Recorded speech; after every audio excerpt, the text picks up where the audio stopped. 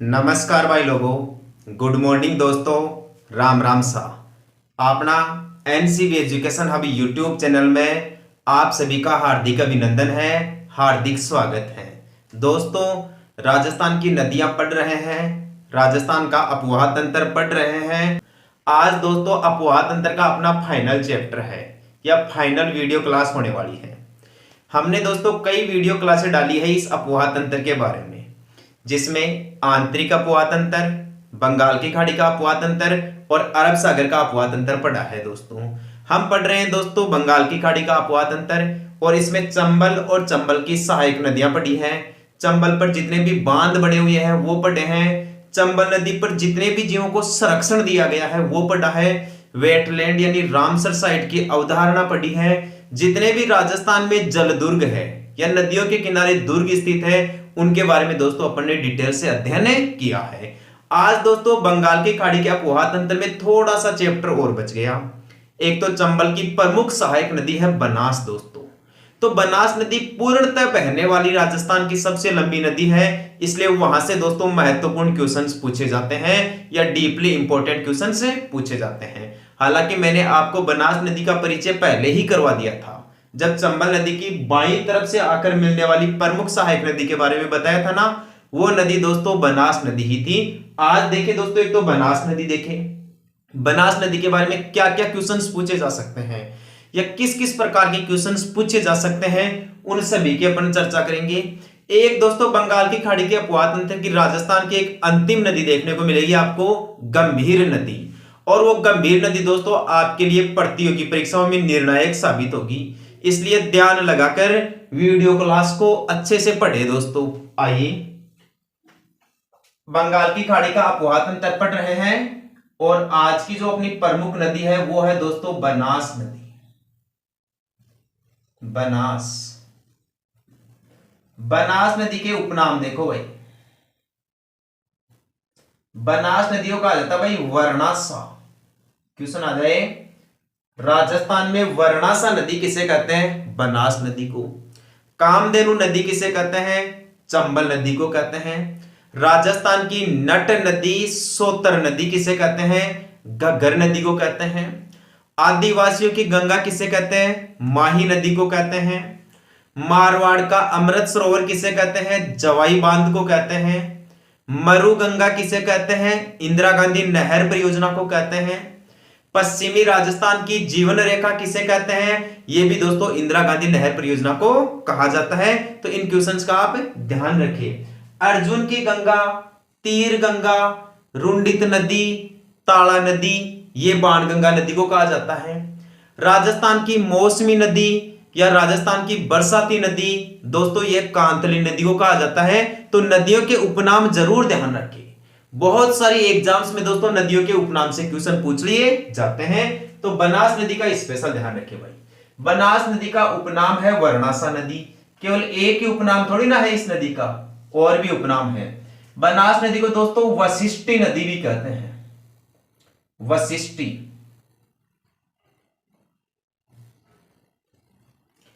बनास नदी को दोस्तों वशिष्ठी नदी भी कहते हैं, वशिष्ठी नदी। और आपकी इस बनास नदियों का आ जाता है दोस्तों वन की आस या बनास। वन की आस या बनास, ये बनास नदी के तीन प्रमुख उपनाम है भाई। राजस्थान में बनास नदी को वर्णासा नदी कहते हैं, इसे वशिष्ठी नदी कहते हैं, और इसे दोस्तों वन की आस या वन की आशा कहा जाता है या वन की आस भी कहा जाता है। बनास नदी का दोस्तों जो चौथी महत्वपूर्ण बात है, जो इंपॉर्टेंट बात है, वो इस प्रकार है। राजस्थान की सबसे लंबी नदी,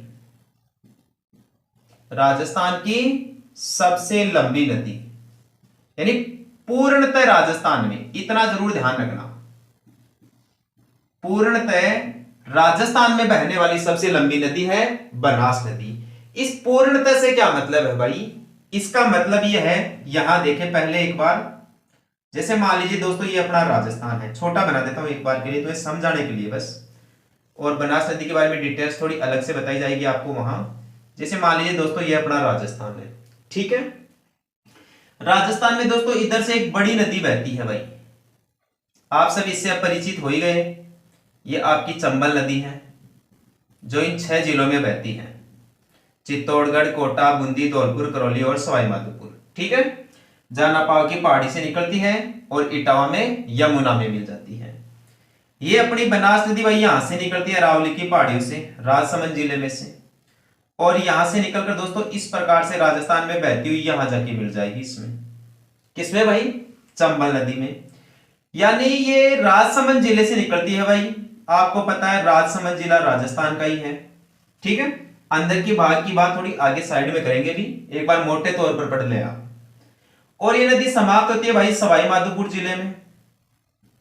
सवाई माधोपुर जिले में, सवाई माधोपुर जिला भी राजस्थान का ही है और ये आपका राजसमंद जिला भी राजस्थान का ही है। ये नदी निकलती भी राजस्थान से है और समाप्त भी राजस्थान में ही होती है। इसे कहते हैं पूर्ण बहाव के आधार पर। पूर्णतः राजस्थान में बहने वाली जो सबसे लंबी नदी है वह है बनास नदी। लेकिन आपसे ऐसे पूछ ले कि राजस्थान में से होकर बहने वाली सबसे लंबी नदी बताइए, तो दोस्तों आपका आंसर चंबल हो जाएगा। फिर क्यों? क्योंकि इसकी लंबाई 1051 किलोमीटर है भाई। चंबल की लंबाई कितनी है? 1051 किलोमीटर है। यदि आपसे केवल बनास नदी की लंबाई पूछे दोस्तों, तो बनास नदी की लंबाई है भाई 512 किलोमीटर।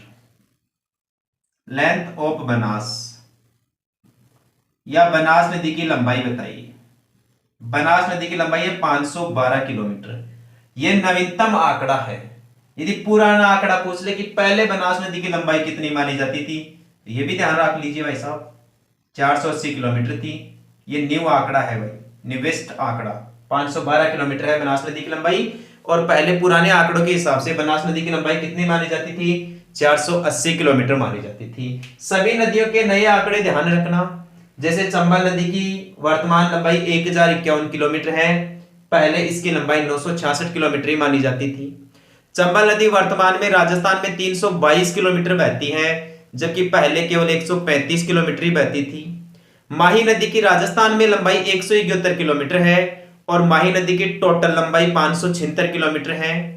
साबरमती नदी की राजस्थान में लंबाई 45 किलोमीटर है, जबकि साबरमती नदी की टोटल लंबाई 416 किलोमीटर है। जो कांतली नदी है उसकी राजस्थान में लंबाई दोस्तों 100 किलोमीटर है। कांतली नदी के बारे में भी आप विशेष ध्यान रखना। कांतली नदी में और घग्गर नदी के बारे में ऐसा क्वेश्चन पूछा जा सकता है जो आपको दोस्तों मुसीबत में डाल देगा या कंफ्यूज पैदा कर देगा। ध्यान से सुनना। राजस्थान की सबसे बड़ी आंतरिक अपवाह तंत्र की नदी बताइए, तो घग्गर नदी हो जाएगी। घग्गर नदी की लंबाई 465 किलोमीटर है दोस्तों। ये सबसे लंबी नदी है, सबसे बड़ी नदी तो हो गई घग्गर नदी। लेकिन आपसे ऐसे क्वेश्चन पूछ ले कि पूर्णतः राजस्थान में बहने वाली सबसे लंबी आंतरिक प्रवाह तंत्र की नदी बताओ, तो आपका सही जवाब कांतली नदी होगा, ना कि घग्गर नदी। घग्गर नदी पूर्ण रूप से राजस्थान में नहीं बहती भाई। कहां? हिमाचल प्रदेश से निकलती है, पंजाब में बहती है, राजस्थान में बहती है और फिर पाकिस्तान में भी बहती है। तो घग्गर पूर्णतः बहने वाली नहीं है भाई। पूर्णतः राजस्थान में बहने वाली सबसे लंबी आंतरिक प्रवाह तंत्र की नदी तो दोस्तों कांतली नदी है, जो सीकर जिले में बहती है और झुंझुनू जिले में बहती है। सीकर और झुंझुनू में कांतली नदी के प्रवाह क्षेत्र को तोरावाटी कहा जाता है और यहां यह नदी 100 किलोमीटर लंबी बहती है। आगे क्या बात समझ में? ठीक है दोस्तों, तो इन नदियों की लंबाई आप जरूर ध्यान रखें। लूणी नदी की लंबाई के बारे में भी ध्यान रखना। लूणी नदी की लंबाई 495 किलोमीटर है। अब देखिए दोस्तों आप इस बनास नदी के बारे में। बनास नदी को वर्णासा नदी कहते हैं, वशिष्ठी नदी कहते हैं, वन की आस या वन की आशा, और पूर्ण बहाव के आधार पर राजस्थान की सबसे लंबी नदी कहा जाता है। ये जो बनास नदी है इसकी लंबाई वर्तमान में 512 किलोमीटर है और पहले दोस्तों 480 किलोमीटर मानी जाती थी। अब यहां ध्यान दें दोस्तों, मोटे तौर पर पढ़ते हैं बनास नदी के बारे में। जैसे यह है दोस्तों आपकी खमनोर की पहाड़ियां। किसकी पहाड़ियां हैं भाई? ये राजस्थान में खमनोर की पहाड़ियां हैं भाई। खमनोर की पहाड़ियां, जो खमनोर की पहाड़ियां, और खमनोर की पहाड़ियां है भाई राजसमंद जिले में। राजसमंद जिले में। यह राजसमंद वही जिला है जहां राजसमंद झील है। राजसमंद राजस्थान का एकमात्र ऐसा जिला है जिसका नाम किसी झील के नाम पे रखा गया, और उस झील का नाम है दोस्तों राजसमंद झील। यह मेवाड़ के महाराणा राज सिंह के द्वारा बनाई गई थी। और इसी राजसमंद झील के उत्तरी भाग को नौचौकी की पाल कहते हैं। क्या कहते हैं भाई? नौचौकी की पाल कहते हैं। बहुत इंपॉर्टेंट क्वेश्चन है दोस्तों। राजसमंद झील के उत्तरी भाग को क्या कहा जाता है? नौचौकी की पाल कहा जाता है, जिसके ऊपर दोस्तों मेवाड़ प्रशस्ति लगी हुई है या राज प्रशस्ति लगी हुई है। और यह राज प्रशस्ति दोस्तों राजसमंद के राजा महाराणा राज सिंह के द्वारा ही लगवाई गई थी। ये जो राज प्रशस्ति का लेखक था वो था दोस्तों रणछोड़ भट्ट तेलंग। रणछोड़ भट्ट तेलंग। और ये जो राज प्रशस्ति है इससे हमें क्या जानकारी मिलती है दोस्तों? सबसे बड़ी जानकारी तो ये मिलती है कि इसमें मेवाड़ का इतिहास लिखा हुआ है भाई। किसका इतिहास लिखा हुआ है? मेवाड़ का इतिहास लिखा हुआ है। मेवाड़ में बप्पा रावल, जिसे काल भोज कहते थे, मेवाड़ में बप्पा रावल से लेकर महाराणा राज सिंह तक की जो उपलब्धियां हैं दोस्तों वो इस राज प्रशस्ति से हमें प्राप्त होती है। और यह राज प्रशस्ति दोस्तों संस्कृत भाषा का अभिलेख है भाई। कौन सी भाषा का अभिलेख है? संस्कृत भाषा का अभिलेख है। तो ध्यान रखें, राजसमंद झील राजसमंद जिले में है। और राजसमंद जिले में खमनोर की पहाड़ियां भी है। इन्हीं खमनोर की पहाड़ियों से अपनी नदी निकलती है भाई, बनास नदी। इस प्रकार से बहती है, यहां से निकलेगी दोस्तों ये नदी, इस प्रकार से ऐसे बहेगी भाई ये नदी राजस्थान में। आपके लिए दोस्तों बनास नदी से बहुत सारे क्वेश्चंस पूछे जा सकते हैं, थोड़ा ध्यान देके पढ़ना आज, क्योंकि दोस्तों ये राजस्थान की प्रमुख नदी है भाई बनास नदी। एग्जाम की दृष्टि से दोस्तों बहुत सारे क्वेश्चंस पूछे जाएंगे यहां से। कोई भी एग्जाम पेपर उठाकर देख लीजिए, राजस्थान की नदियों के बारे में यदि कोई क्वेश्चंस पूछे जाते हैं तो सबसे ज्यादा अब तक बनास नदी या चंबल नदी के बारे में पूछा गया है। लेकिन जब कभी भी दोस्तों आरपीएससी के द्वारा कोई एग्जाम का आयोजन करवाया जाए ना तो माही नदी का स्पेशल ध्यान रखना, वो माही नदी के बारे में ज्यादा पूछती है। सबसे ज्यादा सामान्य क्वेश्चन तो माही नदी के बारे में यही पूछा जाता है, आदिवासियों की गंगा किसे कहते हैं, या माही नदी पर त्रिवेणी संगम कहां स्थित है, या राजस्थान में करक रेखा को 2 बार काटने वाली नदी कौन सी है, माही परियोजना का राजस्थान और गुजरात में हिस्सेदारी कितनी है। आगे बात समझ में। या माही नदी पर बने हुए किसी बांध के बारे में पूछ लिया जाता है, माही की सहायक नदियों के बारे में पूछ लिया जाता है, सहायक नदियों पर यदि कोई बांध परियोजना बनी हुई है तो उनके बारे में क्वेश्चन पूछ लिया जाता है। तो माही, चंबल और बनास ये राजस्थान की सबसे महत्वपूर्ण नदियां हैं परीक्षा की दृष्टि को ध्यान में रखते हुए। तो किसी भी नदी की 2 बातें तो आप विशेष ध्यान रखें। एक तो नदी का उद्गम स्थल क्या है, बनास नदी का उद्गम स्थल खमनोर की पहाड़ियां राजसमंद जिला है भाई। किसी भी नदी का मुहाना यानी संगम क्या होता है, कि ये नदी समाप्त कहां होती है जाके, तो बनास नदी तो दोस्तों चंबल में समाप्त होगी भाई। बनास नदी तो किसमें समाप्त होगी? चंबल में समाप्त होगी। ये राजस्थान की सबसे बड़ी नदी बह रही है भाई। और इसी बड़ी नदी में दोस्तों जल डाल देती है थोड़ा बहुत बनास की नदी चंबल, चरमणवती नदी, जो मध्य प्रदेश राज्य में विंध्याचल पर्वत श्रेणियों से निकलती है, जानापाव की पहाड़ियों से। और ये चंबल नदी आगे जाती है दोस्तों यमुना नदी में, इटावा के निकट। तो इस चंबल में दोस्तों जल डालती है ये बनास नदी। चंबल में दोस्तों जिस स्थान पे जल डालती है ना, यहां इस स्थान को कहा जाता है भाई रामेश्वरम। इस स्थान को क्या कहा जाता है? रामेश्वरम। ध्यान रखना, बहुत इंपॉर्टेंट क्वेश्चन है। रामेश्वरम स्थान सवाई माधोपुर जिले में है भाई। रामेश्वरम 2 स्थान बहुत चर्चित है भाई। एक तो अपने राजस्थान का सवाई माधोपुर जिले का ये रामेश्वरम स्थान, जहां बनास नदी चंबल में जल डालती है। एक रामेश्वरम स्थान दोस्तों भारत के तमिलनाडु राज्य में है। रामेश्वरम दोस्तों वही स्थान है जो भारत में धार्मिक दृष्टि से सबसे महत्वपूर्ण माना जाता है, या इस स्थान का संबंध दोस्तों डॉक्टर एपीजे अब्दुल कलाम से लिया जाता है। डॉक्टर एपीजे अब्दुल कलाम को भारत में मिसाइल मैन कहा जाता है भाई, या जो मिसाइल परीक्षा पात्र है उसका जो जन्मदाता या जो जनक है भारत में, वो डॉक्टर एपीजे अब्दुल कलाम को ही माना जाता है। डॉक्टर एपीजे अब्दुल कलाम दोस्तों भारत के एकमात्र ऐसे राष्ट्रपति हैं जो अविवाहित थे।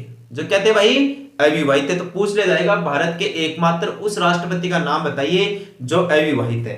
डॉक्टर एपीजे अब्दुल कलाम दोस्तों भारत में एक वैज्ञानिक भी रहे, राष्ट्रपति भी रहे, और साथ में दोस्तों अविवाहित रहे। इनका जन्म दोस्तों मद्रास प्रांत में हुआ था, यानी वर्तमान के तमिलनाडु में हुआ था। एपीजे अब्दुल कलाम का जीवन दोस्तों अनेक संघर्षों से गुजरा है। आज भारत के प्रत्येक व्यक्ति के लिए, प्रत्येक स्टूडेंट यानी विद्यार्थी के लिए और प्रत्येक शिक्षक के लिए दोस्तों मार्गदर्शक का काम करते हैं एपीजे अब्दुल कलाम, या मोटिवेशन का काम करते हैं। आज एपीजे अब्दुल कलाम दोस्तों इस धरती पर जिंदा नहीं है, लेकिन उनके द्वारा किए गए कर्मों के अनुसार या उनके द्वारा किए गए कार्यों के अनुसार उनकी छवि दोस्तों अमर बन गई है, यानी प्रत्येक भारतीय के दिल में बस गई है। तो एपीजे अब्दुल कलाम बहुत ही टैलेंटेड व्यक्ति थे दोस्तों, और भारत के लिए से मान लीजिए एक अनमोल हीरा थे, वो तो एक डायमंड थे दोस्तों। तो देखिए रामेश्वरम का स्थान, रामेश्वरम स्थान दोस्तों एक तो तमिलनाडु में है, जो डॉक्टर एपीजे अब्दुल कलाम से जुड़े हुए हैं। डॉक्टर एपीजे अब्दुल कलाम के बारे में एक बात जरूर ध्यान रखना भाई, डॉक्टर एपीजे अब्दुल कलाम के नाम पर दोस्तों अपने भारत का एक द्वीप भी है। ओडिशा राज्य में दोस्तों एक द्वीप है जिसका नाम था पहले व्हीलर द्वीप। क्या नाम था भाई? व्हीलर द्वीप। उस व्हीलर द्वीप का नाम बदलकर कर दिया गया है डॉक्टर एपीजे अब्दुल कलाम द्वीप। आपसे क्वेश्चन पूछ लिया जाएगा, एपीजे अब्दुल कलाम द्वीप कौन से राज्य में है? ओडिशा राज्य में है। और पहले इसका क्या नाम था? पहले इस द्वीप का नाम था व्हीलर द्वीप। ठीक है दोस्तों, एक द्वीप का और आप विशेष ध्यान रखना, सतीश धवन अंतरिक्ष केंद्र कहां पर है? ये दोस्तों श्रीहरिकोटा आंध्र प्रदेश में स्थित है। तो राजस्थान वाले रामेश्वरम के बारे में ध्यान रखें। अब रामेश्वरम सवाई माधोपुर में है, जहां बनास नदी अपना जल चंबल नदी में डालती है। ठीक है, और यहां चंबल नदी में जल डालने के साथ ही दोस्तों ये त्रिवेणी संगम बना देती है भाई। क्या बना देती है? त्रिवेणी संगम। त्रिवेणी संगम के बारे में तो मैं आपको पहले ही बता चुका हूं। त्रिवेणी संगम, जब चंबल नदी पढ़ाई थी तब भी दोस्तों इस बिंदु पे चर्चा हुई थी अपने। त्रिवेणी संगम ऐसा स्थान जहां तीन नदियां आकर मिलती हैं, तीन धाराओं का मिलन होता है या तीन वेणियों का मिलन होता है, उस स्थान को दोस्तों त्रिवेणी संगम कहा जाता है। तो यहां राजस्थान में इस रामेश्वरम स्थान पर, सवाई माधोपुर जिले के रामेश्वरम स्थान पर कौन कौन सी नदियां दोस्तों त्रिवेणी संगम बनाती हैं? तीन नदियां दोस्तों त्रिवेणी संगम बनाती है, एक तो बनास, एक चंबल, और ये बनास हो गई आपकी यहां से निकलने वाली बनास नदी। ये यहां चंबल हो गई। एक दोस्तों इधर मध्य प्रदेश की पहाड़ियों से आ जाती है एक ये नदी दोस्तों, इसमें आके जल डाल देती है, यहां त्रिवेणी संगम बढ़ जाता है इस स्थान पर। और इस नदी का नाम है भाई सीप नदी। इस नदी का क्या नाम है? सीप नदी। तो सीप, चंबल और बनास, ये तीनों नदियां मिलकर दोस्तों यहां त्रिवेणी संगम बनाती है रामेश्वरम स्थान पर। और ये जो रामेश्वरम है ना दोस्तों, इस रामेश्वरम को कहा जाता है मीणाओं का कुंभ, मीणा जाति का कुंभ, मीणाओं का कुंभ। क्वेश्चन पूछ लिया जाएगा कि राजस्थान में मीणा जाति का कुंभ किसे कहते हैं, या मीणाओं का कुंभ कौन से स्थान को कहा जाता है? रामेश्वरम सवाई माधोपुर को माना जाता है। बनास नदी के बारे में भी स्पेशल ध्यान रखें भाई, बनास नदी पर कुल मिला के कितने त्रिवेणी संगम है भाई? 3 त्रिवेणी संगम है। बनास नदी पर कितने त्रिवेणी संगम है? 3। एक तो गया दोस्तों आपका रामेश्वरम, फर्स्ट त्रिवेणी संगम तो ये हो गया। ठीक है, सेकंड त्रिवेणी संगम देखें, यहां बनास नदी थोड़ी सी आगे चलने के बाद में, बनास नदी के बारे में दूसरा त्रिवेणी संगम पढ़ने से पहले यह जरूर ध्यान रखें, आपसे पूछ लिया जाएगा बनास नदी राजस्थान के कितने जिलों में बहती है भाई? बनास नदी राजस्थान के कितने जिलों से बहती है? तो दोस्तों बनास नदी राजस्थान के 6 जिलों से बहती है। कितने जिलों से बहती है भाई? 6 जिलों से बहती है। कौन कौन से 6 जिलों से बहती है? जैसे बनास नदी राजसमंद से निकलती है, यहां आगे की ओर जाने के बाद में ये चित्तौड़गढ़ जिले में बहती है भाई। कौन से जिले में? चित्तौड़गढ़ जिले में। यहां जैसे आप और आगे की तरफ जाओगे दोस्तों, ये भीलवाड़ा जिले में बहेगी। थोड़ा ऊपर की ओर चले जाइए दोस्तों, ये टोंक जिले में बहेगी भाई। कौन से जिले में? टोंक में। थोड़ा बहुत इसका प्रवाह क्षेत्र अजमेर में देखने को मिलता है, और लास्ट में दोस्तों ये नदी सवाई माधोपुर में चली जाती है। तो इस प्रकार 6 जिलों से बहती है। राजसमंद से निकलती है, राजसमंद जिले से ये नदी राजसमंद जिले में बहती है। राजसमंद से आगे चित्तौड़गढ़ जिले में प्रवेश करती है, चित्तौड़गढ़। चित्तौड़गढ़ के आगे दोस्तों भीलवाड़ा में बहेगी ये नदी, और भीलवाड़ा के आगे टोंक जिले में। थोड़ा बहुत इसका प्रवाह आपको अजमेर जिले में भी देखने को मिलेगा, या इसकी सहायक नदियों का पूरा प्रवाह क्षेत्र अजमेर में। और लास्ट हो जाएगा दोस्तों सवाई माधोपुर जिला, सवाई माधोपुर। ये आमेर के कछवा राजा माधो सिंह के द्वारा बसाया गया था भाई सवाई माधोपुर। और आपके इसी सवाई माधोपुर जिले में त्रिनेत्र गणेश जी हैं, 3 आंखों वाले गणेश जी हैं। रणथंभौर अभ्यारण्य है, रणथंभौर दुर्ग है, जिसे राजस्थान का बख्तरबंद दुर्ग कहा जाता है। ठीक है दोस्तों, तो बनास नदी राजस्थान के कितने जिलों से बहती है भाई? बनास नदी राजस्थान के इन 6 जिलों से बहती है, राजसमंद, चित्तौड़गढ़, भीलवाड़ा, टोंक, अजमेर और सवाई माधोपुर। तो पहला त्रिवेणी संगम सवाई माधोपुर में बढ़ाती है, अपन मुहाने की तरफ से देख रहे हैं। मुहाने की तरफ से पढ़ लीजिए, चाहे उद्गम स्थल की तरफ से पढ़ लीजिए, तीनों त्रिवेणी संगम अपने को ही पढ़ने हैं, तो वो कोई दिक्कत नहीं है, यहां से पढ़ो चाहे वहां से पढ़ो, जैसा पहले पढ़ने में आ रहा है ना वैसे पढ़ लीजिए। जैसे रामेश्वरम अपने पहले मुंह पे आ गया या पहले सामने आ गया तो पहले रामेश्वरम को पढ़ लिया गया, अब दूसरे को पढ़ लेंगे, ठीक है। दूसरा त्रिवेणी संगम बढ़ता भाई भीलवाड़ा में, यहां भीलवाड़ा जिले में। दूसरा त्रिवेणी संगम कहां बढ़ेगा भाई? भीलवाड़ा जिले में। भीलवाड़ा जिले में दोस्तों ये स्थान है जिस जगह त्रिवेणी संगम बढ़ता है, उस स्थान का नाम है भाई बिंगोद। क्या नाम है? बिंगोद स्थान। ये राजस्थान का दूसरा त्रिवेणी संगम हो गया भाई, सेकंड त्रिवेणी संगम। बनास नदी पर राजस्थान का दूसरा त्रिवेणी संगम हो गया बिंगोद भीलवाड़ा में, बिंगोद भीलवाड़ा में। अब त्रिवेणी संगम बनाने के लिए भाई 3 नदियों का होना बहुत जरूरी है। एक तो हो गई आपकी बनास, बनास नदी चल ही रही है, बनास पे तो पढ़ रहे हैं। 2 अन्य देखिए आप दोस्तों, जैसे एक नदी तो है भाई बेड़च, एक नदी तो कौन सी है? बेड़च नदी। जैसे मान लीजिए ये आपकी बेड़च नदी है, बेड़च, और इसमें एक और नदी आके मिल जाती है भाई, और उस नदी का नाम है मैनाल। इस नदी का क्या नाम है भाई? मैनाल। तो मैनाल, बेड़च और बनास, ये तीनों नदियां मिलकर बिंगोद भीलवाड़ा में दोस्तों त्रिवेणी संगम बनाती है। यह राजस्थान का दूसरा त्रिवेणी संगम हो गया। पहला त्रिवेणी संगम रामेश्वरम सवाई माधोपुर में बढ़ता है, जहां चंबल, बनास और सीप तीनों नदियां मिलती है।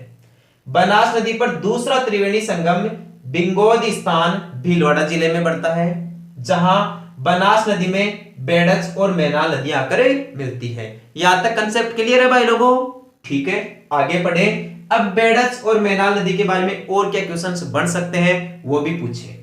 मैनाल नदी के बारे में पूछा जा सकता है, मैनाल नदी कहां से निकल कर आती है? मैनाल नदी निकल कर आती है भाई मांडलगढ़ की पहाड़ी से। कहां से निकल कर आती है भाई? मांडलगढ़ की पहाड़ी से। और मांडलगढ़ की पहाड़ी राजस्थान के भीलवाड़ा जिले में ही है भाई। कौन से जिले में है? भीलवाड़ा जिले में। अतः स्पष्ट रूप से कह सकते हैं कि भीलवाड़ा के मांडलगढ़ की पहाड़ी से मैनाल नदी का उद्गम होता है।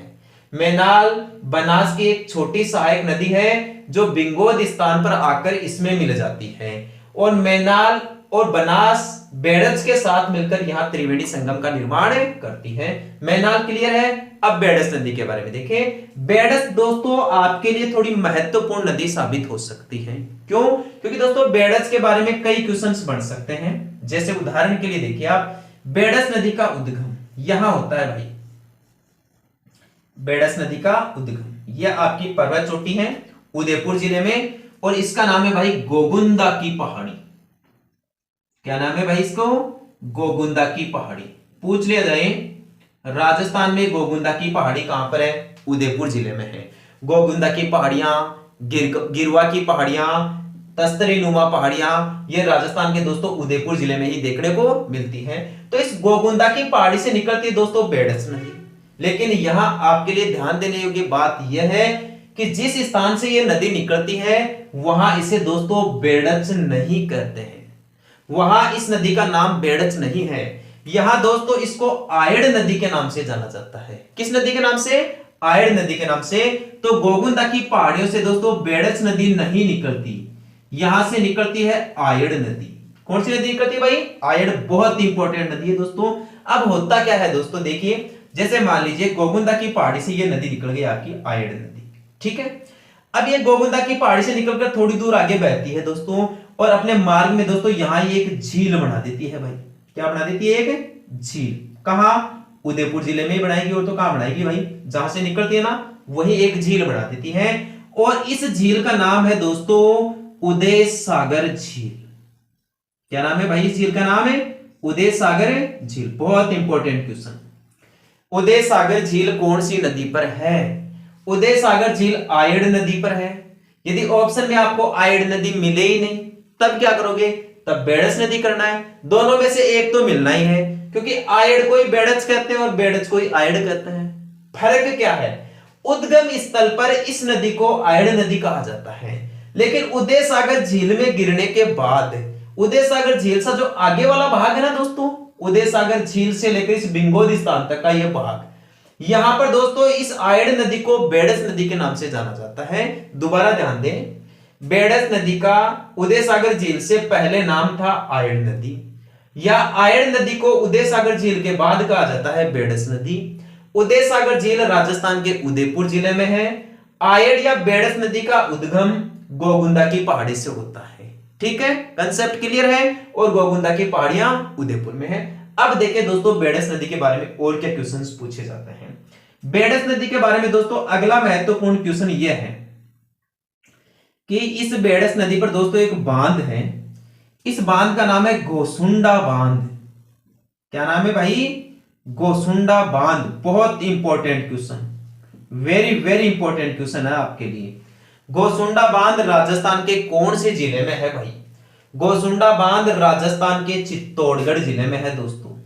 कौन से जिले में है? चित्तौड़गढ़ जिले में। ध्यान दे, गोसुंडा बांध राजस्थान के कौन से जिले में है? चित्तौड़गढ़ जिले में। दूसरी बात भी ध्यान रखें, गोसुंडा बांध कौन सी नदी पर है? गोसुंडा बांध दोस्तों बेडस नदी पर है भाई। कौन सी नदी पर है? बेडस नदी पर। कंसेप्ट क्लियर है? आगे देखें, यहां गोसुंडा बांध के पास में दोस्तों इस नदी के किनारे भाई एक दुर्ग भी देखने को मिलेगा आपको। क्या देखने को मिलेगा? दुर्ग। और इस दुर्ग का नाम है भाई लोगों चित्तौड़गढ़ का दुर्ग। चित्तौड़गढ़ दुर्ग राजस्थान का सबसे बड़ा दुर्ग है चित्तौड़गढ़ दुर्ग। गढ़ तो चित्तौड़गढ़ बाकी सब गढ़ैया। गढ़ तो चित्तौड़गढ़ बाकी सब गढ़ैया। उक्त बात किस गढ़ के बारे में कही गई है? चित्तौड़गढ़ दुर्ग के बारे में कही गई है। यह चित्तौड़गढ़ मेवाड़ रियासत का प्रमुख ठिकाना था भाई। क्या था? ठिकाना था। ध्यान रखें, चित्तौड़गढ़ दुर्ग के अंदर अब तक 3 साके हुए हैं भाई। कितने साके हुए हैं? 3 साके। साके तो जानते हो क्या? साके या समझाऊं आपको मैं? चलो इसे मौखिक रूप से ही समझा देता हूं। बोर्ड पे थोड़ी जगह कम है दोस्तों, यदि मैंने बोर्ड भर दिया तो मैं इस नदी को ठीक तरीके से समझा नहीं पाऊंगा, इसलिए आपको शॉर्ट में वैसे ही समझा देता हूं मैं। आगे जब राजस्थान का इतिहास पढ़ेंगे तो दोस्तों बोर्ड पे लिख के समझा दूंगा, या आपको पूरी डिटेल से समझा दूंगा। यहां थोड़ा शॉर्ट रूप में देख लीजिए। चित्तौड़गढ़ के किले में दोस्तों अब तक 3 साके हुए हैं। साका क्या होता है दोस्तों? साका होता है जहां जौहर और केसरिया दोनों हो जाए ना, उसे दोस्तों साका कहा जाता है। क्या कहा जाता है भाई? साका। अब जौहर क्या होता है और केसरिया क्या होता है दोस्तों? जब वीर पुरुष युद्ध के मैदान में लड़ते लड़ते वीर गति को प्राप्त हो जाते हैं या शहीद हो जाते हैं दोस्तों, पहले क्या होता था? केसरिया रंग की पगड़ी धारण करके दोस्तों युद्ध किया जाता था। तो ऐसा व्यक्ति जब युद्ध के अंदर वीर गति को प्राप्त हो जाता था दोस्तों, या मातृभूमि के लिए शहीद हो जाता था, ऐसे व्यक्तियों को कहा जाता था कि उन्होंने केसरिया कर लिया, उन्होंने मातृभूमि के लिए बलिदान दे दिया। यह प्रक्रिया तो होती है दोस्तों केसरिया। अब दोस्तों केसरिया होने के बाद में दुर्ग के अंदर जो महिलाएं होती थी, वो अपने आप को शत्रु से बचाने के लिए या अपने सतीत्व की रक्षा करने के लिए अपने आप को दोस्तों अग्नि में प्रवेश करवा देती थी, या अग्नि में दोस्तों वो जिंदा जल जाती थी। आ रही है बात समझ में? तो इस प्रक्रिया को कहा जाता था दोस्तों जौहर। क्या कहा जाता था? जौहर। जहां दोस्तों केसरिया भी हो जाए और जौहर भी हो जाए, उसे कहा जाता है साका। उसे क्या कहा जाता है भाई? साका। लेकिन जहां केसरिया तो हो लेकिन जौहर नहीं हो सके, इसे कहा जाता है अर्ध साका। जैसे राजस्थान का जैसलमेर का दुर्ग 2.5 साके के लिए प्रसिद्ध है। वहां तो दोस्तों साके हुए, यानी केसरिया और जौहर ये दोनों ही। एक जो तीसरा हुआ था ना दोस्तों, वहां अर्ध साका ही हुआ। क्यों? क्योंकि वहां पर दोस्तों केसरिया तो किया गया, लेकिन जो आक्रमण करता था उसके धोखे धड़ाके के कारण महिलाएं केसरिया नहीं कर पाई, या उनको केसरिया करने से पहले ही पकड़ लिया गया या रोक लिया गया। इसलिए जैसलमेर दुर्ग पूरे राजस्थान में 2.5 साके के लिए प्रसिद्ध है भाई।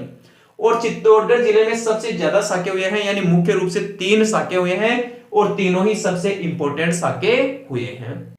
तो इस प्रकार दोस्तों चित्तौड़गढ़ का दुर्ग या चित्तौड़गढ़ का किला राजस्थान में 3 साकों के लिए प्रसिद्ध रहा है। इसी चित्तौड़गढ़ का जो दुर्ग है दोस्तों, ये कौन सी नदियों के किनारे स्थित है? वैसे देखा जाए तो दोस्तों चित्तौड़गढ़ का जो दुर्ग है वो मेसा के पठार पर स्थित है भाई। कौन से पठार पर स्थित है? मेसा के पठार पर स्थित है भाई, जो राजस्थान के चित्तौड़गढ़ जिले में है। इस मेसा के पठार पर स्थित होने के कारण चित्तौड़गढ़ दुर्ग को पार्वत दुर्ग कहा जाता है या गिरि दुर्ग कहा जाता है। ऐसे दुर्ग जो पर्वत चोटियों के ऊपर स्थित होते हैं उन्हें गिरि दुर्ग कहा जाता है। तो चित्तौड़गढ़ का किला दोस्तों एक गिरि दुर्ग का उदाहरण तो है ही, साथ में जल दुर्ग का उदाहरण भी है। कल जो मैंने आपको ठीक तरीके से समझाया था, राजस्थान में जितने भी जल दुर्ग है उनके बारे में सारी जानकारियां आपको मैंने दे दी थी। यदि वहां से कोई क्वेश्चन पूछा जाएगा तो दोस्तों उनके बाहर से कोई क्वेश्चन आने वाला है नहीं। तो चित्तौड़गढ़ का किला कौन सी नदी के किनारे स्थित है? बताइए कौन सी दो नदियों के किनारे स्थित है? एक तो आपकी बेडस नदी होगी, दूसरी कौन सी थी भाई? दूसरी नदी है दोस्तों गंभीरी नदी। दूसरी कौन सी है भाई? ये गंभीरी नदी है। गंभीरी नदी, गंभीरी नदी भारत के मध्य प्रदेश राज्य से निकल कर आती है भाई। मध्य प्रदेश राज्य में जो विंध्याचल की पहाड़ियां है ना, वहीं से निकलती है दोस्तों गंभीरी नदी, और यहां दोस्तों चित्तौड़गढ़ जिले में आकर ये बेडस नदी में मिल जाती है। तो बेडस और गंभीरी नदी दोस्तों जहां पर मिलती है ना चित्तौड़गढ़ में, उसी स्थान पर स्थित है दोस्तों ये आपका चित्तौड़गढ़ का दुर्ग है। तो चित्तौड़गढ़ का दुर्ग मेसा के पठार पर भी स्थित है, गंभीर और बेडस नदी के किनारे भी स्थित है। गंभीर और बेडस नदी के किनारे स्थित होने के कारण इसे जल दुर्ग की श्रेणी में रखा गया है, और मेसा के पठार पर स्थित होने के कारण इसे गिरि दुर्ग की श्रेणी में रखा गया है।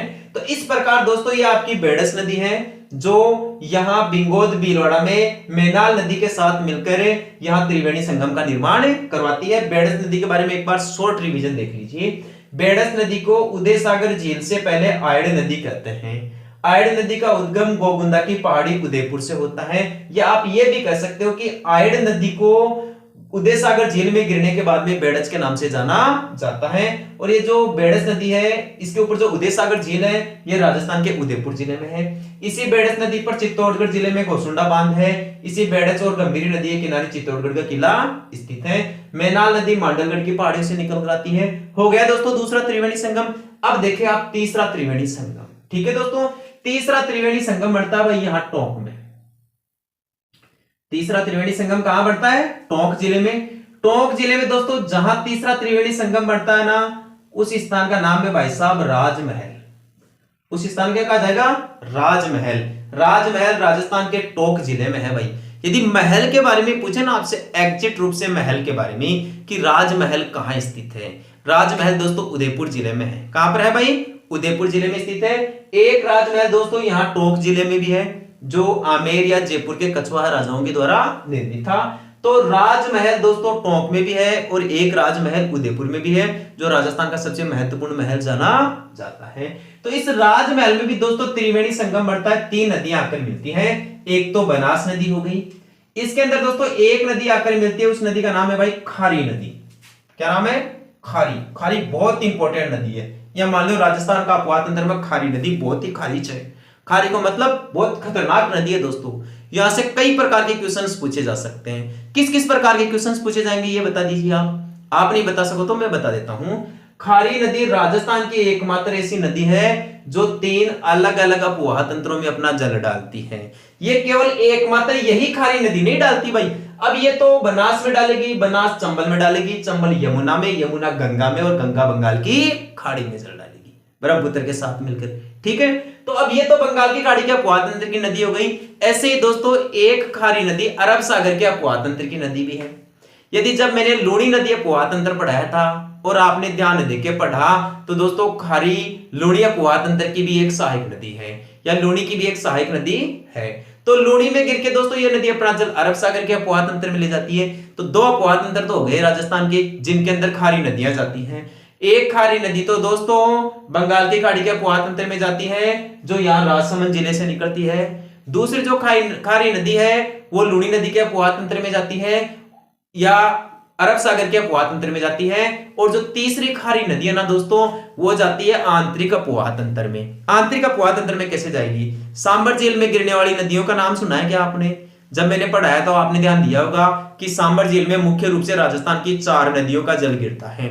एक तो खंडेला नदी जो सीकर से आती है, सांबर झील में गिरती है। एक रूपनगढ़ नदी जो सलेमाबाद अजमेर से निकल के आती है वो सांबर में गिरती है। एक मेंथा या मेंढा नदी जो मनोहरपुर की पहाड़ियां जयपुर से निकल के आती है और सांबर में जल डालती है। एक खारी नदी आती है दोस्तों नागौर जिले से जो इस सांबर झील में अपना जल डालती है। तो नागौर से आने वाली खारी नदी सांबर झील में अपना जल डालती है। एक लूणी की खारी नदी है वो अरब सागर के अपवाह तंत्र में जाती है और एक राजसमंद से निकल के जो खारी नदी आती है वो बंगाली खाड़ी के अपवाद तंत्र की नदी है। तो ध्यान रखना, यदि पूछ ले एग्जामिनर, ज्यादा दिमाग लगा ले या ज्यादा डीपली क्वेश्चन पूछ ले तो इसका ध्यान रखना भाई। राजस्थान की उस नदी का नाम बताइए, या राजस्थान में ऐसी कौन सी नदी है जिस नदी के नाम की 3 नदियां हैं और वो तीनों अलग अलग अपवाह तंत्रों में जाती हैं? वो खारी नदी है भाई। खारी नदी का उद्गम होता है बिजराल गांव की पहाड़ी से भाई। कौन से गांव की पहाड़ी से निकल कर आती है खारी नदी? बिजराल गांव की पहाड़ी से निकल कर आती है, जो राजस्थान के राजसमंद जिले में है। और ये नदी राजमहल टोंक के अंदर बनास नदी में अपना जल डाल देती है। ध्यान रखना दोस्तों, खारी नदी अपना जल कहां डालती है? राजमहल टोंक में। किसमें? बनास नदी में। तो खारी नदी का मुहाना कौन सी नदी हो गई भाई? बनास नदी हो गई। खारी नदी निकलती कहां से है? राजसमंद जिले में बिजराल गांव की पहाड़ी से निकलती है। इस खारी नदी पर दोस्तों एक बांध बना हुआ है भाई, बहुत इंपॉर्टेंट बांध है, और इस बांध का नाम है भाई साहब नारायण सागर बांध। नारायण सागर बांध बहुत ही इंपॉर्टेंट बांध है दोस्तों, नारायण सागर बांध पूछ ले। राजस्थान में नारायण सागर बांध कौन सी नदी पर है? खारी नदी पर है। नारायण सागर बांध भाई कौन से जिले में है? अजमेर जिले में है। कौन से जिले में है? अजमेर जिले में। इसलिए ये जो खारी नदी पर अजमेर जिले में जो बांध बना हुआ है, इसे अजमेर जिले का समुद्र भी कहते हैं। बहुत गजब का क्वेश्चन है। इस बांध का एक उपनाम है भाई लोगों, पूछा जाता है अजमेर जिले का समुद्र किसे कहा जाता है? अजमेर जिले का समुद्र दोस्तों नारायण सागर बांध को कहा जाता है। और ये नारायण सागर बांध कहां स्थित है भाई? अजमेर जिले में है। कौन सी नदी पर है? खारी नदी पर है। तो खारी नदी के बारे में 3 क्वेश्चन ध्यान रखना। खारी नदी एक तो राजमहल टोंक में त्रिवेणी संगम बनाती है बनास नदी के साथ मिलकर। खारी नदी का मुहाना राजमहल बनास नदी है। खारी नदी पर अजमेर में नारायण सागर बांध है। और खारी नदी बिजराल गांव की पहाड़ी राजसमंद से निकलकर आती है। तो यहाँ त्रिवेणी संगम अभी तक बना नहीं है भाई, क्योंकि बनास खारी 2 ही तो हुई है, एक नदी और बच गई। एक नदी और है दोस्तों, इस नदी को कहा जाता है डाई नदी भाई। क्या कहा जाता है? डाई नदी। और डाई नदी दोस्तों किशनगढ़ की पहाड़ियों से निकलकर आती है, यानी राजस्थान के अजमेर जिले से निकलकर आती है और इस राजमहल टोंक में बनास नदी में मिल जाती है। और ये हो गया दोस्तों आपका तीसरा त्रिवेणी संगम, थर्ड। फर्स्ट रामेश्वरम, दूसरा बिंगोद भीलवाड़ा, तीसरा राजमहल टोंक। रामेश्वरम सवाई माधोपुर में कौन सी 3 नदियां मिलती है भाई? चंबल, बनास और सीप। राजमहल टोंक में कौन सी 3 नदियां मिलती है? इसके अंदर डाई नदी मिलती है और खारी नदी मिलती है और बनास नदी मिलती है। बिंगोद भीलवाड़ा में कौन सी 3 नदियां मिलती है? यहाँ बनास मिलती है, बेड़च या आयड़ नदी मिलती है और मैनाल नदी मिलती है। इसके अलावा दोस्तों बनास की अन्य यदि कोई सहायक नदी है, या सहायक नदियों का टॉपिक दोस्तों अपने आप ही क्लियर हो गया है। मैंने पढ़ा है त्रिवेणी संगम है, लेकिन सहायक नदियां भी हो गई। जैसे बनास की प्रमुख सहायक नदियां बताइए आप। बनास की प्रमुख सहायक नदियां जैसे मैं बता दूंगा, आयड़ या बेड़स नदी हो गई, गंभीरी नदी हो गई, मैनाल नदी हो गई, खारी नदी हो गई, डाई नदी हो गई। ये इसकी प्रमुख सहायक नदियां हो गई। साथ साथ में इन नदियों के ऊपर जो बांध बने हुए हैं वो भी बता रहा हूं साथ साथ में। जैसे दोस्तों यहाँ पर मैंने आपको बता दिया कि ये गोसुंडा बांध है, यहाँ पर बता दिया नारायण सागर बांध है। और सबसे इंपॉर्टेंट बात, राजस्थान के इस भीलवाड़ा जिले में, राजस्थान के इस भीलवाड़ा जिले में दोस्तों यहाँ एक महत्वपूर्ण बांध है। राजस्थान का मुख्य बांध, सबसे बड़ा बांध तो नहीं कह सकते, लेकिन पेयजल की दृष्टि से महत्वपूर्ण बांध है। इस बांध का नाम है भाई साहब बीसलपुर बांध। क्या नाम है भाई? बीसलपुर बांध। जैसे यहां पढ़ लीजिए आप, यहां बाहर क्यों निकाल देता हूं इसको, बीसलपुर बांध। बीसलपुर बांध दोस्तों ये भीलवाड़ा जिले में नहीं है, थोड़ा गलत बता दिया मैंने, ये राजस्थान के टोंक जिले में है भाई। टोंक जिले के बीसलपुर गांव में है। और ये बीसलपुर गांव चौहान राजा विग्रहराज चतुर्थ ने बसाया था, जहां दोस्तों बीसलपुर नाम से एक टांका भी बनवाया था या छोटा बांध भी बनवाया था। क्वेश्चन आपसे पूछ ले, बीसलपुर बांध राजस्थान के कौन से जिले में है? टोंक जिले में। और कौन सी नदी पर है बीसलपुर बांध? राजस्थान में बनास नदी पर है भाई।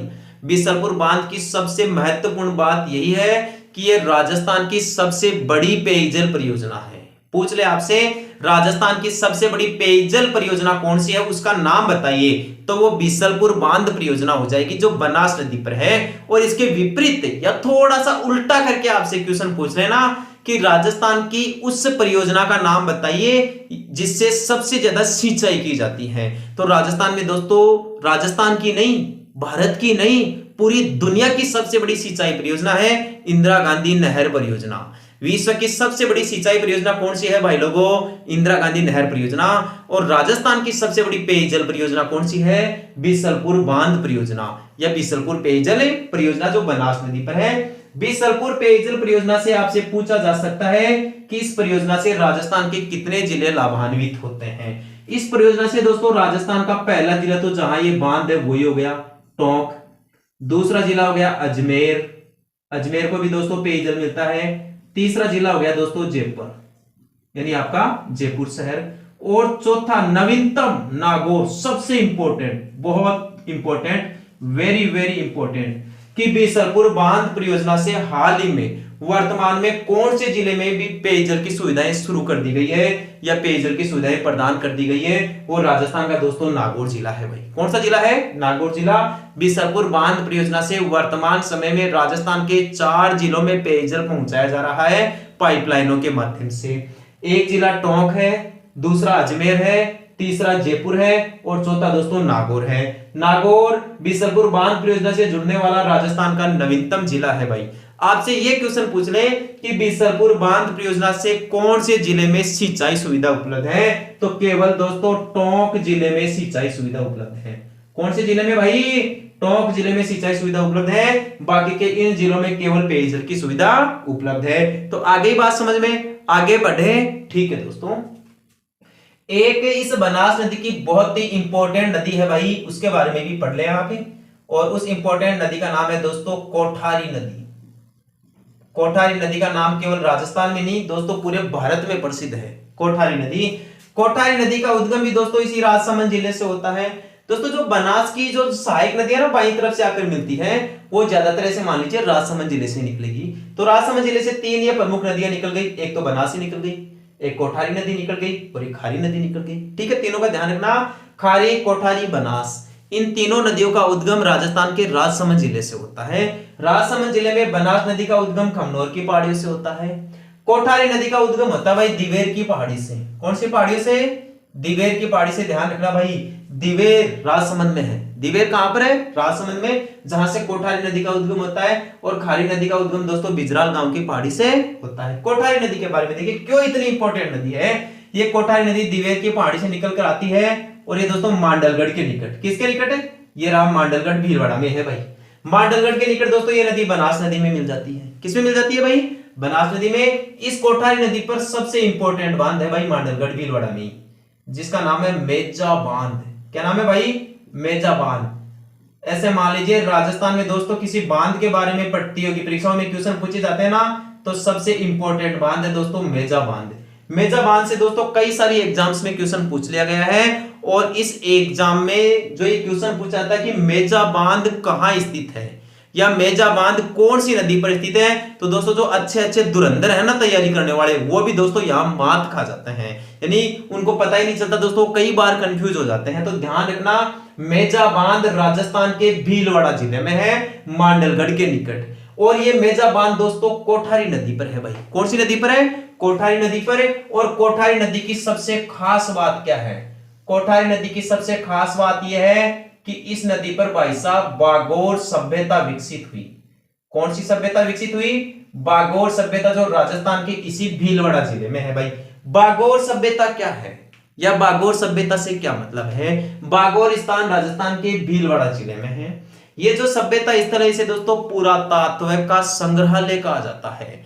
राजस्थान में पुरातात्व का संग्रहालय किसे कहा जाता है? बागोर सभ्यता स्थल को कहते हैं। पूरे राजस्थान में पशुपालन के प्राचीनतम साक्ष्य।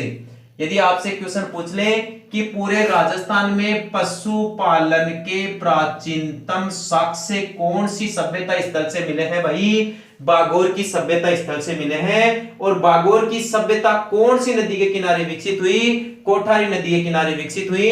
बागोर की सभ्यता का दोस्तों उत्खनन, ये बागोर की सभ्यता राजस्थान की सबसे प्राचीन सभ्यता स्थल भी मानी जाती है। ये जो बागोर सभ्यता है दोस्तों 300 से 500 ईसा पूर्व पुरानी मानी जाती है। बागोर सभ्यता कोठारी नदी के किनारे स्थित है। और ये जो बागोर सभ्यता है यहां से दोस्तों पशुपालन के प्राचीनतम साक्ष्य देखने को मिले हैं। आप ध्यान रखना, बागोर सभ्यता का उत्खनन वी.एन. मिस्र के द्वारा किया गया था भाई। किसके द्वारा किया गया था? वी.एन. मिस्र के द्वारा 1967 से गुणंतर के बीच। 1967 से 1969 के बीच बागोर सभ्यता का उत्खनन वी.एन. मिस्र के द्वारा किया गया था। ध्यान रखना दोस्तों, ये जो सभ्यताएं हैं ये मतलब कि नदियों के किनारे विकसित हुई है। बनास नदी के किनारे भी दोस्तों एक सभ्यता विकसित हुई है जिसे आहड़ सभ्यता कहते हैं। जिसे क्या कहा जाता है भाई? आहड़ सभ्यता। आहड़ सभ्यता बनास नदी के किनारे विकसित हुई है भाई लोगों। और ये जो आहड़ सभ्यता है इसे धूलकोट भी कहा जाता है। क्या कहा जाता है भाई? धूलकोट या अघाटपुर भी कहा जाता है। सभ्यताओं में राजस्थान की ताम्रवती नगरी किसे कहा जाता है? आहड़ सभ्यता स्थल को कहा जाता है। जबकि सभ्यताओं में ताम्रवती सभ्यताओं की जननी किसे कहा जाता है? तो दोस्तों जो कांतली नदी है ना, इस कांतली नदी पर सीकर जिले में गणेश्वर सभ्यता स्थल है जिसे ताम्र सभ्यताओं की जननी के नाम से जाना जाता है। एक सभ्यता स्थल कालीबंगा और पीलीबंगा का भी ध्यान रखना। पूछ लिया जाएगा कालीबंगा और पीलीबंगा सभ्यता स्थल कौन सी नदी पर है भाई? घग्गर नदी पर है, राजस्थान के हनुमानगढ़ जिले में है। एक दोस्तों आप उसका भी ध्यान रखना, कहने का मतलब जैसे मान लीजिए साबी नदी निकलती है सेवर की पहाड़ी जयपुर से और उस साबी नदी पर स्थित है भाई जोधपुरा सभ्यता। कौन सी है? जोधपुरा सभ्यता। एक दोस्तों बाणगंगा नदी निकलती है बैराट की पहाड़ियों से जिसके ऊपर स्थित है बैराट सभ्यता। तो राजस्थान की सभी सभ्यताओं का ध्यान रखना कौन सी नदी पर कौन सी सभ्यता है। दोबारा बता देता हूं मैं आपको, कालीबंगा और पीलीबंगा घग्गर नदी के किनारे हनुमानगढ़ में है। बैराट सभ्यता बाणगंगा नदी के किनारे जयपुर में है। जोधपुरा सभ्यता साबी नदी के किनारे जयपुर में है। आहड़ सभ्यता बनास नदी के किनारे उदयपुर जिले में है। बागोर सभ्यता भीलवाड़ा जिले में कोठारी नदी पर स्थित है। कंसेप्ट क्लियर है दोस्तों? ठीक है दोस्तों, अब आ जाइए अपने मूल टॉपिक पर, बनास नदी के अपवाह तंत्र पर। दोस्तों ये जो सारी जानकारियां हैं ये मुख्य रूप से बनास नदी की है या बनास नदी की सहायक नदियों की है या दोस्तों इनसे रिलेशन बनाने वाली किसी सभ्यता स्थल के बारे में है या किसी बांध के बारे में है। एक और दोस्तों ध्यान रखना, बांधों के बारे में अपन पढ़ रहे थे मेजा बांध। मेजा बांध भीलवाड़ा जिले में कोठारी नदी पर है। बीसलपुर बांध टोंक जिले में बनास नदी पर है। नारायण सागर बांध अजमेर जिले में खारी नदी पर है। ठीक है दोस्तों, इसके अलावा गोसुंडा बांध चित्तौड़गढ़ जिले में बेडस नदी पर है। एक और बांध का ध्यान रखना भैया, यहां स्थित है राजस्थान की सवाई माधोपुर जिले में है भाई, और इस बांध का नाम है ईसरदा। क्या नाम है भाई? ईसरदा बांध। आपसे पूछ ले जाए ईसरदा बांध कहां स्थित है? सवाई माधोपुर जिले में है। और ईसरदा बांध कौन सी नदी पर है? बनास नदी पर है। बहुत इंपॉर्टेंट क्वेश्चन है दोस्तों ये। ईसरदा बांध परियोजना कौन सी नदी की है? बनास नदी की है। कौन से जिले में है? सवाई माधोपुर जिले में है। यहां दोस्तों आप एक चीज पे ध्यान दीजिए, ये देखिए गंभीरी नदी, ये बनास नदी का अपवाद तंत्र वैसे टोटल हो गया है। मैं केवल बंगाल की खाड़ी के अपवाद तंत्र की एक ही मुख्य नदी बची है जिसके बारे में आपका ध्यान आकर्षण कर रहा हूं। यहां देखिए गंभीरी नदी। राजस्थान में दोस्तों कई नदियां ऐसी हैं जो मिलती जुलती नाम की है। जैसे खारी नदी के नाम से 3 नदियां हैं राजस्थान में। एक है सूकड़ी नदी और एक है सूकली नदी। सूकड़ी लूणी की सहायक नदी है जबकि सूकली पश्चिमी बनास की सहायक नदी है। 2 ये मिलती जुलती नदियां हो गई। 3 ये खारी एक ही नाम की नदियां हो गई। एक है दोस्तों बनास नदी और एक है पश्चिमी बनास नदी। पश्चिमी बनास नदी अरब सागर में यानी कच्छ के रण में जाती है और ये बनास नदी बंगाल की खाड़ी के अपवाद तंत्र में जाती है। आ रही है बात समझ में दोस्तों? एक मोरेल नदी, एक मोरेन नदी। जो मोरेन नदी है वो दोस्तों माही की सहायक नदी है, मोरेन दक्षिणी राजस्थान में। जबकि जो मोरेल ल लगा हुआ है पीछे, मोरेल नदी दोस्तों इसी बनास की सहायक नदी मानी जाती है। आ गई बात समझ में? मोरेल बांध सवाई माधोपुर में। पूछ लिया जाता है मोरेल बांध कहां पर है? सवाई माधोपुर में। और मोरेल किसकी सहायक नदी है भाई? बनास नदी की है। मोरेल बांध कौन सी नदी पर है? मोरेल नदी पर है, सीधी सी बात है।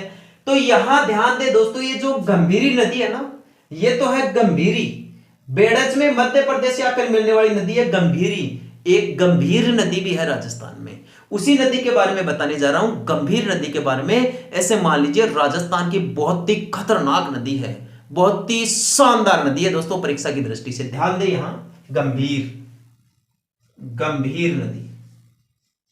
गंभीर दोस्तों बहुत ही प्यारा नाम है, सीरियस लॉइन। गंभीर नदी देखिए, ये जो गंभीर नदी है दोस्तों ये राजस्थान के करौली जिले से निकलती है भाई। कौन सी जिले से निकलती है? करौली जिले। मानचित्र में समझो क्या? मेरे पास में है मानचित्र, ये देख लीजिए राजस्थान का मानचित्र है। यहां ये डांग क्षेत्र है भाई, ये इतना था ऐसे मान लीजिए, ये डांग क्षेत्र का एरिया है ये। इसमें ये तो हो गया आपका धौलपुर ये हो गया करौली और ये हो गया सवाई माधोपुर। तीन ही तो जिले आते हैं डांग क्षेत्र में, धौलपुर, करौली और सवाई माधोपुर। इसी करौली जिले से निकलती है भाई आपकी नदी गंभीर नदी। कौन सी नदी है? गंभीर नदी। तो करौली जिले से दोस्तों गंभीर नदी निकलकर जैसे ये यमुना में जाके मिलती है ना, ये आपकी चंबल नदी, वैसे ही दोस्तों यहां से निकलती है ये गंभीर नदी और ये अपना जल डालती है भाई किसके अंदर? यमुना नदी में। गंभीर नदी का उद्गम तो होता है करौली से। गंभीर नदी अपना जल ले जाके डालती है यमुना में। कहां भाई? उत्तर प्रदेश में। उत्तर प्रदेश में एक जगह है जिसका नाम है मैनपुरी। क्या नाम है? मैनपुरी। वहां दोस्तों यमुना नदी में जल ले जाके डालती है ये गंभीर नदी। गंभीरी नहीं है ये केवल गंभीर नदी है जो करौली जिले से निकलती है और यमुना नदी में जल डालती है। राजस्थान से उद्गम होकर करौली जिले में, राजस्थान से उद्गम होने वाली नदियां और जो यमुना नदी में जल ले जाके डालती है वो नदियां कौन कौन सी है? एक तो चंबल नदी डायरेक्ट ले जाके जल डालती है, एक आपकी गंभीर नदी हो गई, और एक दोस्तों पहले बाणगंगा नदी थी जो अपना जल किस में डालती थी? यमुना नदी में डालती थी। तो बाणगंगा तो दोस्तों वर्तमान में आंतरिक अफवाह की नदी हो गई क्योंकि वो भरतपुर के मैदानों में हमेशा विलुप्त हो जाती है, यमुना तक अपना जल नहीं ले जा पाती है। तो इस गंभीर नदी के बारे में इतना सीरियस क्यों हूं मैं? यहां से दोस्तों एक बहुत ही इंपॉर्टेंट क्वेश्चन पूछा जाता है और वो इंपॉर्टेंट क्वेश्चन है दोस्तों पांचना बांध। कौन सा बांध है भाई? पांचना बांध। पांचना बांध राजस्थान के करौली जिले में। कौन सी जिले में? करौली जिले में। और दोस्तों ये मिट्टी का बांध है। किसका बांध है भाई? मिट्टी का बांध। राजस्थान का सबसे बड़ा मिट्टी का बांध कौन सा है? राजस्थान का सबसे बड़ा मिट्टी का बांध है भाई साहब पांचना बांध, और ये पांचना बांध करौली जिले में है। इसकी सबसे बड़ी विशेषता यह है दोस्तों कि ये पांचना बांध अमेरिका की तकनीकी पर बना हुआ है। क्वेश्चन पूछा जाएगा पांचना बांध कौन से देश के सहयोग से बनाया गया? पांचना बांध दोस्तों अमेरिका देश के सहयोग से बनाया गया, जो राजस्थान का सबसे बड़ा मिट्टी का बांध है। राजस्थान का सबसे बड़ा मिट्टी का बांध है। एक और ध्यान रखना दोस्तों, नदियों के मामले में एक रावत बाठा परमाणु ऊर्जा केंद्र के बारे में किसी विदेश के बारे में क्वेश्चन पूछा जाता है कि राजस्थान में रावत बाठा परमाणु ऊर्जा केंद्र की स्थापना कौन से देश के सहयोग से की गई? तो दोस्तों वह तो की गई थी कनाडा देश के सहयोग से। और नदियों के बारे में यदि किसी दूसरे देश की चर्चा की जाए ना, तो दूसरा महत्वपूर्ण क्वेश्चन यही बनेगा दोस्तों करौली जिले का पांचना बांध, जो अमेरिका देश के सहयोग से बनाया गया और ये राजस्थान का सबसे बड़ा मिट्टी का बांध है। तो ये बांध है दोस्तों, मिट्टी का हो चाहे किसका भी हो, मिट्टी का बांध है, लेकिन किसी ना किसी नदी पर तो है ना दोस्तों। आज तक अपन ने जितने भी बांध पढ़े हैं दोस्तों, ज्यादातर एक नदी या दो नदी के किनारे मिल जाते हैं, त्रिवेणी संगम पे मिल जाते हैं ज्यादा से ज्यादा, इससे ज्यादा क्या होगा। लेकिन दोस्तों पांच नदियों पर स्थित है ये। कितनी नदियों पर है? 5 नदियों पर। गंभीर पर नहीं है। गंभीर की कुछ सहायक नदियां हैं भाई दोस्तों, जिनका नाम है भद्रावती, माची, अटा और बरखेड़ा। पार्वती, भद्रावती, माची, अटा, बरखेड़ा और भैंसावट। पार्वती सहित तो 6 हो गई, पार्वती को तो आप अलग कर दीजिए। पार्वती और ये जो 5 नदियां हैं ना जिनके मैंने आपको नाम बताए हैं, ये सारी नदियां दोस्तों इस गंभीर की सहायक नदियां हैं।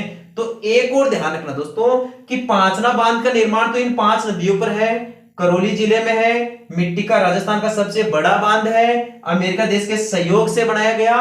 लेकिन अभी भी मैंने पार्वती नाम बोला है, पूछ लिया जाए आपसे पार्वती किसकी सहायक नदी है? ये गंभीर की सहायक नदी है भाई। पार्वती किसकी सहायक नदी है? गंभीर की। लेकिन आपसे पूछ ले पार्वती किसकी सहायक नदी है? पार्वती भाई लोगों इस चंबल की सहायक नदी है, जो मध्य प्रदेश से निकल कर आती है। कहां से निकल कर आती है? मध्य प्रदेश के सीहोर क्षेत्र से निकल कर आती है, करियाहट बारा से राजस्थान में प्रवेश करती है और पड़िया सवाई माधोपुर के निकट ये नदी किसमें मिल जाती है भाई? इस चंबल नदी में आकर मिल जाती है। तो ध्यान रखें दोस्तों। तो इस प्रकार ये था दोस्तों राजस्थान में बनास और गंभीर नदी के बारे में संपूर्ण डिटेल्स। दोस्तों मैटर थोड़ा ज्यादा हो गया है, एक इसलिए इसका एक बार स्पेशल रिमार्क्स जरूर देख ले, या इसका शॉर्ट रिवीजन जरूर देख ले, बहुत ही कम समय लगेगा, ध्यान देके पढ़े ताकि आपके द्वारा पढ़ा गया सारा नॉलेज दोस्तों आपके स्थायी हो जाए, यहीं पर क्लास के अंदर ही दोस्तों पूरा मैटर याद हो जाए। देखें अपन पढ़ रहे हैं भाई साहब बनास नदी। बनास नदी के ये उपनाम है। बनास नदी को दोस्तों वर्णासा नदी, वशिष्ठी नदी या वन की आस कहा जाता है। बनास नदी भाई साहब राजस्थान के 6 जिलों से बहती है। राजसमंद, चित्तौड़गढ़, भीलवाड़ा, टोंक, अजमेर और सवाई माधोपुर। बनास नदी की चौथी महत्वपूर्ण बात यह है कि पूर्णतः राजस्थान में बहने वाली सबसे लंबी नदी है बनास नदी। वैसे राजस्थान की सबसे बड़ी नदी मानी जाती है टोटल अपवाह तंत्र के आधार पर चंबल को, लेकिन पूर्णतः राजस्थान में बहने वाली सबसे लंबी नदी है भाई साहब बनास नदी। बनास नदी की नवीनतम आंकड़ों के अनुसार 512 किलोमीटर लंबाई है। पहले यह लंबाई दोस्तों 480 किलोमीटर मानी जाती थी। बनास नदी खमनोर की पहाड़ियां राजसमंद से निकलती है, इस प्रकार इन 6 जिलों में बहती है और अंत में सवाई माधोपुर जिले के रामेश्वरम स्थान पर जाकर दोस्तों ये अपना जल इस चंबल नदी में डाल देती है और यहाँ दोस्तों रामेश्वरम स्थान पर ये त्रिवेणी संगम बनाती है। बनास नदी पर राजस्थान में 3 त्रिवेणी संगम है भाई, एक तो रामेश्वरम सवाई माधोपुर में, एक राजमहल टोंक में और एक बिंगोद भीलवाड़ा में। बिंगोद भीलवाड़ा में जो 3 नदियां मिलकर त्रिवेणी संगम बनाती हैं वो है बनास, मेनाल और बेड़च। मेनाल नदी मांडलगढ़ की पहाड़ियों से निकल कर आती है भीलवाड़ा से, और जो बेड़च नदी है इसे दोस्तों उदय सागर झील से पहले आयड़ नदी कहते हैं और आयड़ नदी का उद्गम गोगुंदा की पहाड़ियों उदयपुर से होता है। ठीक है, इसी बेड़च नदी के किनारे चित्तौड़गढ़ जिले में दोस्तों गोसुंडा बांध है और इसी बेड़च नदी के किनारे चित्तौड़गढ़ का दुर्ग स्थित है। ध्यान रखें दोस्तों, चित्तौड़गढ़ दुर्ग मेसा के पठार पर स्थित है, इसलिए चित्तौड़गढ़ का दुर्ग राजस्थान में जल दुर्ग का उदाहरण भी है और गिरी दुर्ग का उदाहरण भी है। गंभीर की दोस्तों एक सहायक नदी है। गंभीर और इस बेड़च दोनों नदियों के किनारे पर स्थित है चित्तौड़गढ़ का दुर्ग, दोनों के मिलन स्थल पर। गंभीर नदी दोस्तों मध्य प्रदेश में विंध्याचल की पहाड़ियों से निकलकर आती है। उदय सागर झील दोस्तों राजस्थान के अंदर उदयपुर जिले के अंदर स्थित है। तो ये हो गया दोस्तों बिंगोड त्रिवेणी संगम क्लियर। अब देखिए राजमहल त्रिवेणी संगम। राजमहल में दोस्तों एक तो बनास नदी है, बनास के अंदर किशनगढ़ की पहाड़ियों अजमेर से डाई नदी निकल के आती है। एक दोस्तों बिजराल की पहाड़ियों राजसमंद से खारी नदी निकल कर आती है। तो खारी, डाई और बनास ये तीनों मिलकर दोस्तों राजमहल में त्रिवेणी संगम बनाती है। ये जो बिजराल की पहाड़ी से दोस्तों खारी नदी निकल के आती है, इसमें अजमेर पर एक बांध है भाई, उस बांध का नाम है नारायण सागर बांध और नारायण सागर बांध को दोस्तों अजमेर जिले का समुद्र कहा जाता है। बनास नदी की यहाँ दोस्तों एक और सहायक नदी है जिसका नाम है कोठारी नदी। कोठारी नदी दिवेर राजसमंद से निकल कर आती है और मांडलगढ़ के निकट ये भीलवाड़ा में बनास नदी मिल जाती है। इसी कोठारी नदी पर दोस्तों मेजा बांध है, बहुत इंपॉर्टेंट है। मेजा बांध कौन सी नदी पर है? कोठारी नदी पर। कौन से जिले में है? भीलवाड़ा जिले में। इसी कोठारी नदी पर दोस्तों बागोर सभ्यता विकसित हुई इसी भीलवाड़ा जिले में और बागोर सभ्यता से दोस्तों राजस्थान में पशुपालन के प्राचीनतम साक्ष्य देखने को मिलते हैं। बागोर सभ्यता को राजस्थान की सबसे प्राचीन सभ्यता स्थल भी माना जाता है। ठीक है दोस्तों, अब देखिए यहाँ रामेश्वरम त्रिवेणी संगम के बारे में देखें। रामेश्वरम में एक तो बनास नदी हो गई, एक चंबल नदी हो गई और मध्य प्रदेश से दोस्तों एक सीप नदी निकल कर आ गई। तो सीप, चंबल और बनास ये तीनों मिलकर रामेश्वरम में त्रिवेणी संगम बनाती है। सवाई माधोपुर के रामेश्वरम को राजस्थान में मीणाओं का कुंभ कहा जाता है। एक ध्यान रखना दोस्तों, ईसरदा बांध कहां पर स्थित है? ईसरदा बांध सवाई माधोपुर में है और बनास नदी पर ही है भाई।